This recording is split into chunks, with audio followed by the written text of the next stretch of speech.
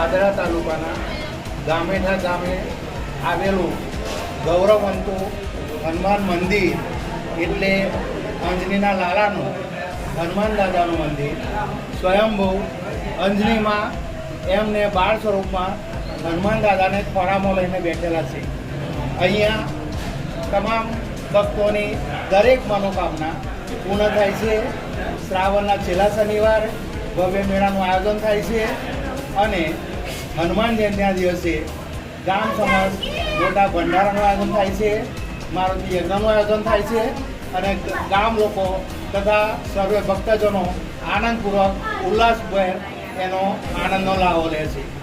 આ હનુમાન દાદાને દંતકથા મુજબ હનુમાન દાદા નજીકના કાનવા ગામેથી સ્વયંભૂ અહીંયા આવેલા છે અને એને દરેક ભક્તો તેમના ખોળામાં આવીને માથું ટેકવે છે અને દરેક ભક્તોના દરેક પ્રકારના દુઃખ કોઈ પણ એની હોય સમસ્યા તો હનુમાન દાદા દૂર કરે છે.